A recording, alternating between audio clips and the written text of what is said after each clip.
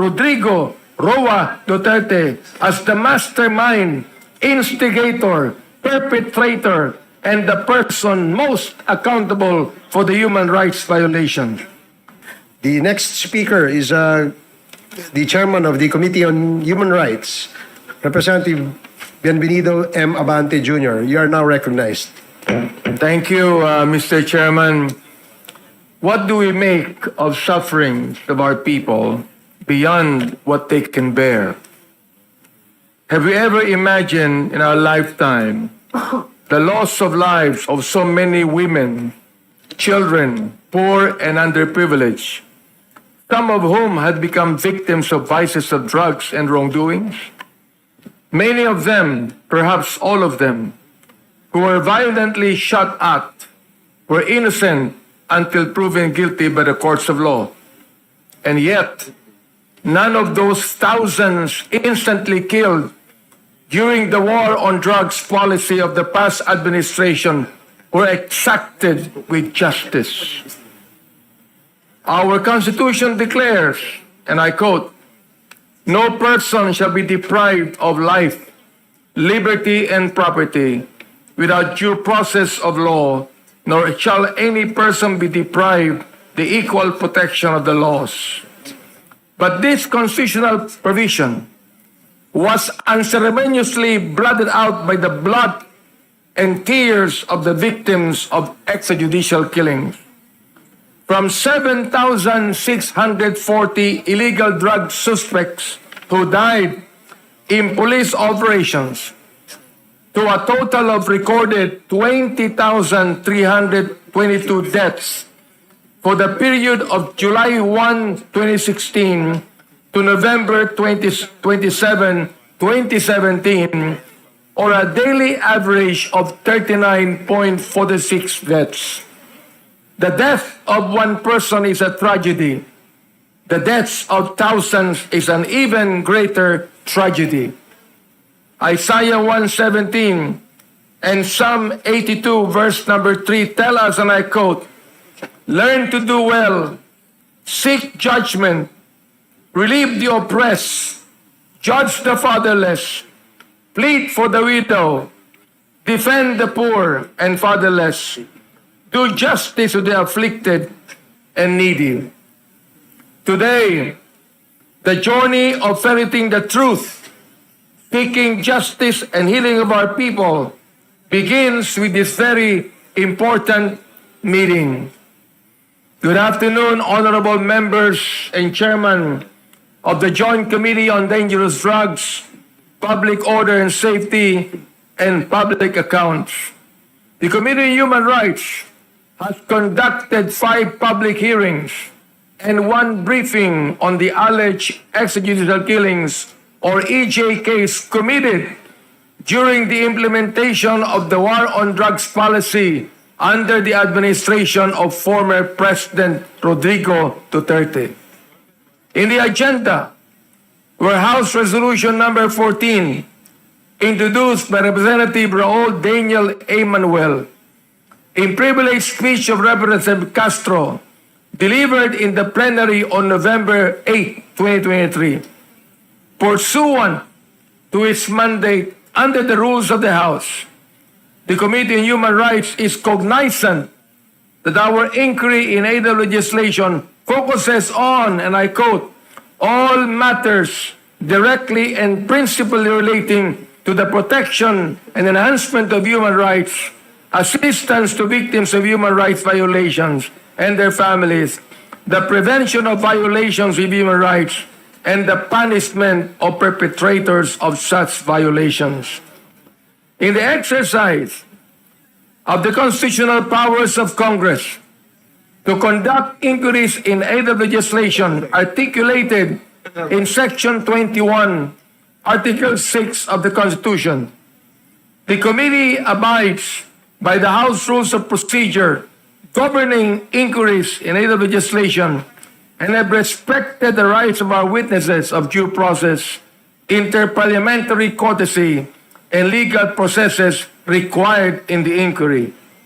Incumbent and former public officials from the Office of the President, the Philippine National Police, the Commission on Human Rights, the National Bureau of Investigation, the Philippine Drug Enforcement Agency, the Department of Interior and Local Government, Office of the Solicitor General, and other relevant government offices were invited and heard during the hearings to shed light on pertinent issues in the inquiry. A total of 21 relatives of victims attended the hearings, together with the Rights Up for Life and for Rights advocates and legal counsels from the National Union of People's Lawyers and Center for International Law, and narrated the circumstances surrounding the deaths of their family members. The committee likewise issued invitations to the incumbent Senator, Honorable Ronald Bato de la Rosa, as well as the former President, Rodrigo Duterte, Attorney Harry Roque, former presidential spokesperson, DOJ Secretary Gisman Remulla, and former Solicitor General Attorney Jose Calida. However, the aforementioned personalities failed to appear before the committee. The committee has identified the following as the key issues to be resolved in our inquiry. Number one, whether human rights violations have been committed against civilians, particularly on women and children, during the implementation of the anti-illegal drugs campaign of the Duterte administration. Number two, whether the state's obligation to respect, protect, and fulfill human rights have been fully adhered in the course of the anti-illegal drugs campaign. And number three, whether domestic and international human rights laws, instruments, and governmental policies have been adequate and responsive to the promotion, protection, and fulfillment of human rights obligations. Thus, please allow the chairperson to discuss the issues and findings in seriatim. As preparatory on the statistical data on the extrajudicial killings, the committee had been presented with multiple reports indicating that there had been massive nationwide drug-related killings within the period July 2016 to June 2022. The killings were classified to have been implemented by police operations, unknown perpetrators, similar to Sinaloa type of killings, which were notorious in Latin America drug cartel. The 2017 year-end accomplishment report of the Duterte administration highlighted as key accomplishments the deaths of 3,967 drug personalities and 16,355 homicide cases under investigation as of 30 September 2017. In addition, the PNP reported that there was a total of 7,640 illegal drug suspects who died in police operations. 2,053 of these were recorded in the first 6 months, July to December of 2016. Meanwhile, other government agencies and international human rights organizations, such as the CHR and the United Nations Office of the High Commissioner for Human Rights, domestic human rights organizations, such as the Free Legal Assistance Group, and Third World Studies, University of the Philippines, Diliman, have their respective data vetted from their own investigations and information gathering devices. With CHR's investigation of the 3,900 cases of drug-related killings, it has observed that killings in relation to the anti-illegal drug campaign have been widespread, spanning across all administrative regions in the country. The UNOHCR reported in their report dated June 2020 that there were at least 8,663 drug-related killings as of February of 2019. Academic research from the HAS project of UP gathered around 5,348 recorded deaths. Attorney Chel Jokno of FLAG cited unassailable data which were stated in a Supreme Court en banc extended resolution that indicated that the Duterte administration's anti-drug war from July 1, 2016 to November 27, 2017 recorded a total of 20,322 deaths or a daily average of 39.46 deaths.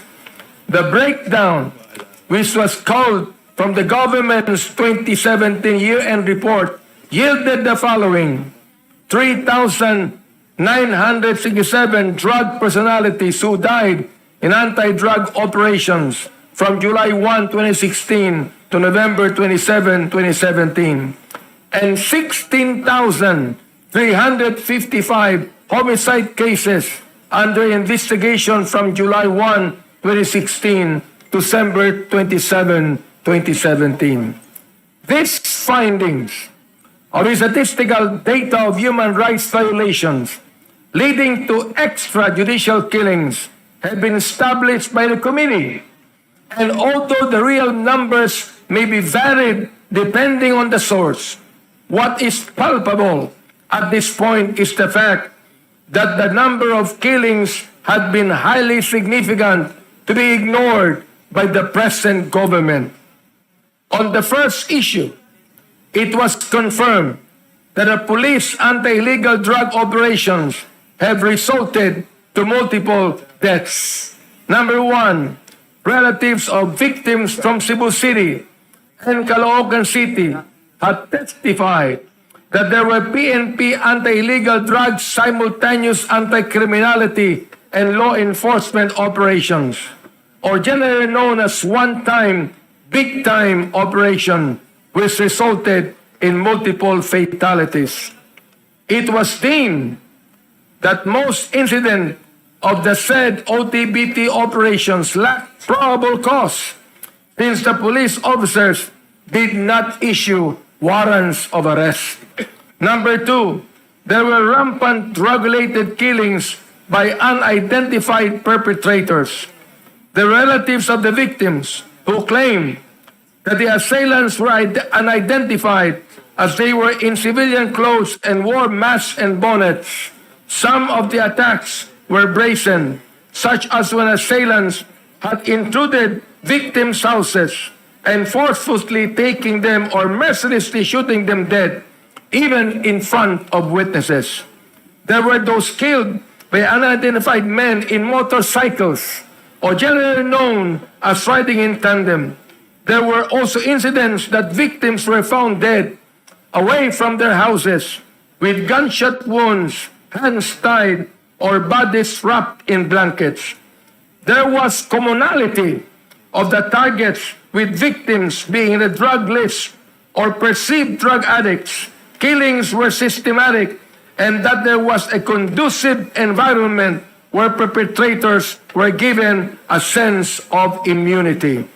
Number three, there were varied and suspicious drug lists being referred to by authorities. As regard the drug list, various lists, such that the former president's drug list, were referred to by the authorities, and the process of producing the said drug list and delisting certain individuals from the list were not systematic and formalized, indicating a violation on the constitutional rights to information and due process.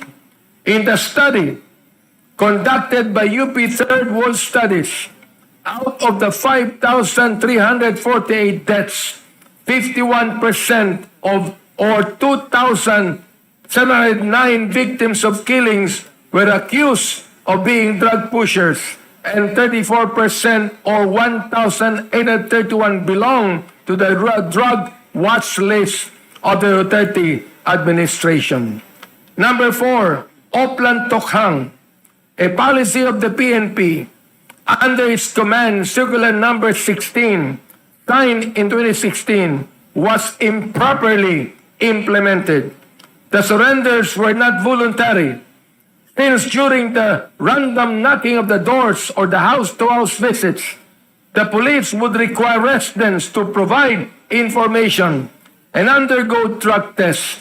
The information provided to the police through this manner was not properly validated according to regulations. The voluntary surrender was considered an extrajudicial confession when there should be a signed confession in the presence of a counsel and a trusted witness for it to become admissible in court. If the person waives a legal counsel, there should also be a signed document expressing this concern. This process was violated. The drug testing that was implemented is considered a violation of the right against self-incrimination and also a violation of the Comprehensive Dangerous Drugs Law, wherein drug testing should be certified by the Department of Health. Moving on to the next major issue, on whether the state's obligations to respect, protect, and fulfill human rights have been fully adhered to during the course of the anti-illegal drugs campaign. The following state testimonies came about. Number one, human rights advocates, former Senator Laila De Lima, and UPL lawyers, Attorney Nery Colmenares and Attorney Maria Cristina Conti, have identified and pointed to former President Rodrigo Roa Duterte as the mastermind, instigator, perpetrator, and the person most accountable for the human rights violations. Senator De Lima said that the drug war was implemented as an official program of the Duterte administration when he assumed office as president. He claimed that the consequent EJ case were deliberately carried out as part and parcel of the PNP Oplan double barrel upon Duterte's orders as president and chief executive from 2016 to 2022. In the academic research of UP Professor Sol Dorotea Iglesias, published in a 2023 journal Asian Politics Policy, it was shown that drug crime-related killings in the Philippines are statistically correlated with former President Duterte's term of office. Number two, the CHR, based on its investigative report, rationalized that the government has failed in its obligation to respect and protect the human rights of every citizen, in particular victims of drug-related killings, and that it has encouraged a culture of impunity that shielded perpetrators from being held to account. It can be deduced from the testimonies and reports that there is a lack of interest from the PNP to investigate on drug-related killings.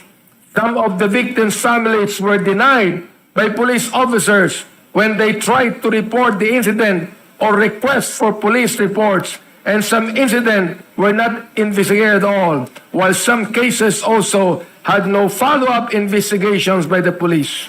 The CHR and legal counsels of victims had also difficulties in gathering evidence from the PNP, with reference policy as an excuse to refuse access to police documents.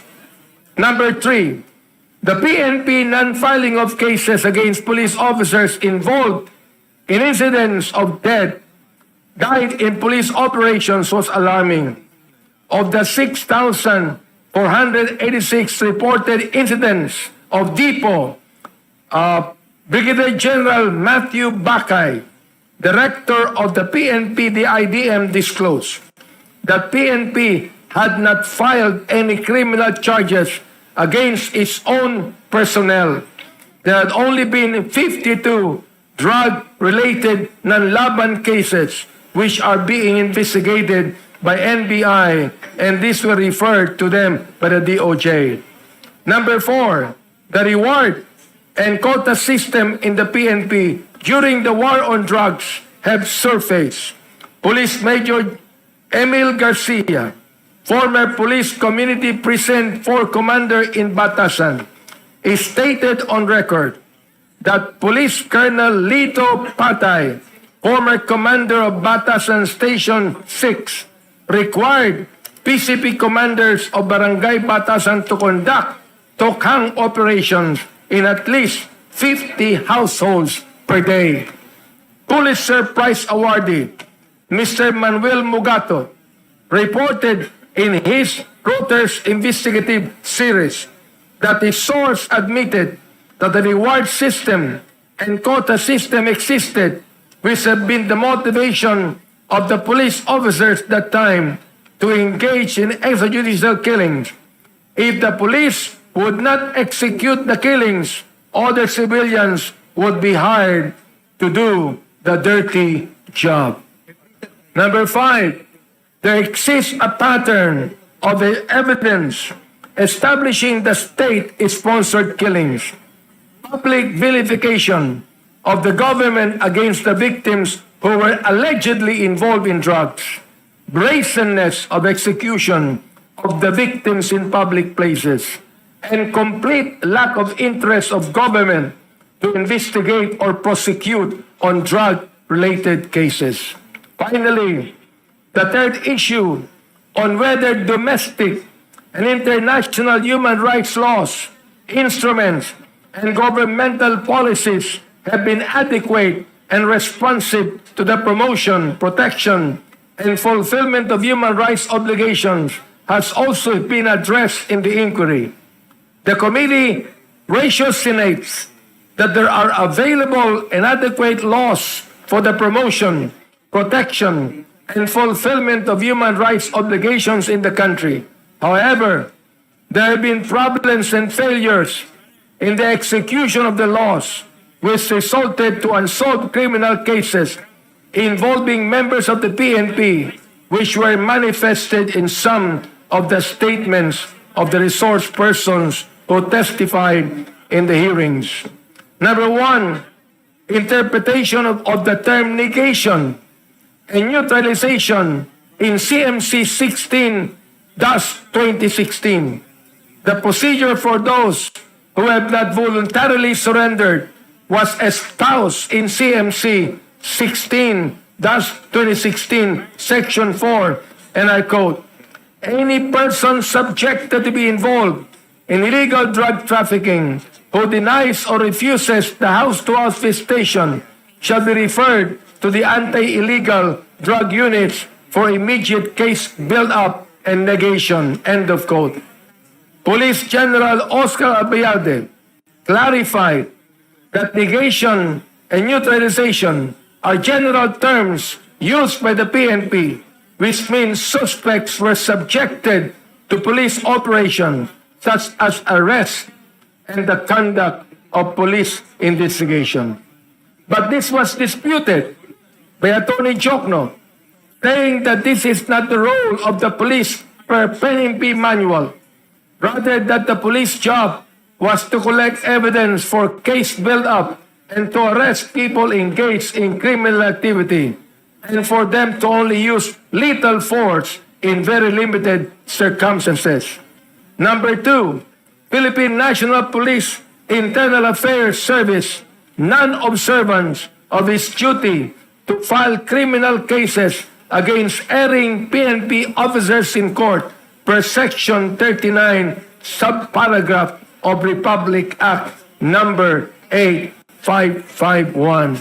Number 3, amendments to the PNP Rules of Procedure for police operations resulted in fatalities. Lastly, the inquiry is in aid of remedial legislation. The following have been initially proposed as possible areas for legislation. Number 1, enact laws that separately penalize human rights violations committed during or as a result of anti-legal drug operations, including drug-related extrajudicial killings by law enforcement and non-law enforcement perpetrators, planting of evidence and extortion. Number 2, establishment or creation of an independent and impartial mechanism or commission to investigate and bring perpetrators of drug-related extrajudicial killings to justice. More importantly, those with command responsibilities and provide adequate redress and reparation, rehabilitation, and support services, including access to safe houses, legal aid resources, and social and health care.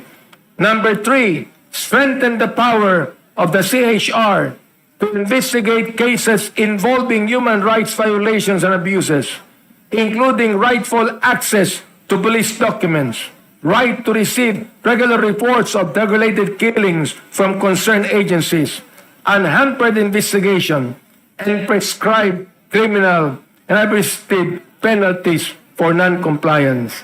Number 4, a special law which shall define widespread abuses and violations of human rights as crimes against humanity.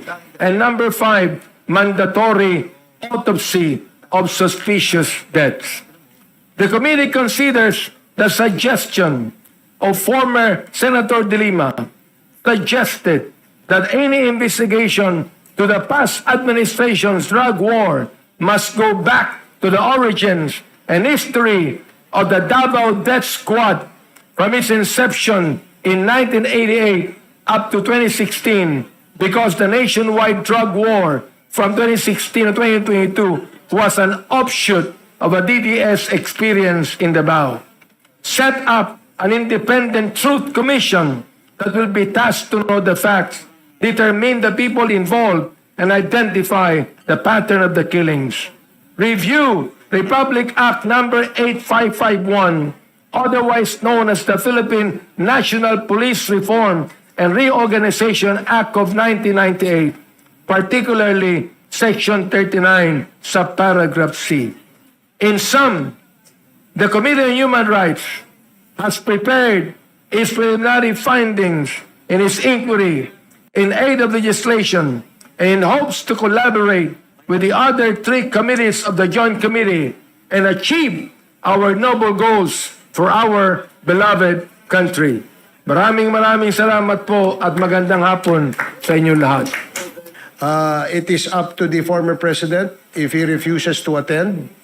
Again, anybody for that matter that we wish to invite will likewise be extended courtesy. Of course, as to the next action after the courtesy is extended, then the committee must rule and approve whatever actions we wish to take. In other words, for the Senator Bato and the former president, courtesy, and in deference to the former president, he should be given likewise courtesy.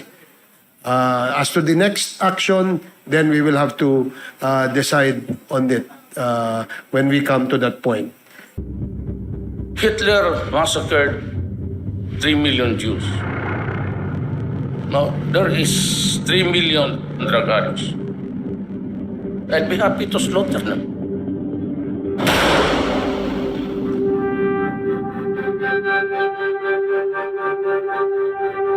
Another night, another killing in the Philippine government's war on drugs. All of this openly encouraged by President Duterte in what has become open season for anyone suspected of being tied to drugs. His orders to his people and his police: kill them. At least, if Germany had Hitler, the Philippines would have, but, we. President Duterte is delivering with a vengeance on his promises, mass extrajudicial killings. My campaign against drug will not stop until the last pusher and the last drug lord are one shot in the head would do it.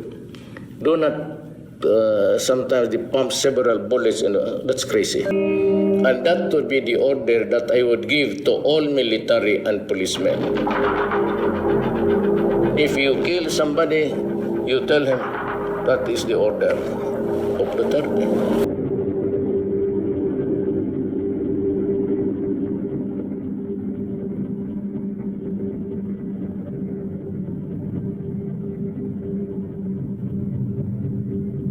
President Duterte, you consciously and deliberately put in place a permission structure for mass murder. And in due time, you will be held accountable for the thousands of extrajudicial killings in the Philippines. Saan mo narinig si Duterte? Karapatang banda! Hipag laban! Hipag laban! Karapatang banda!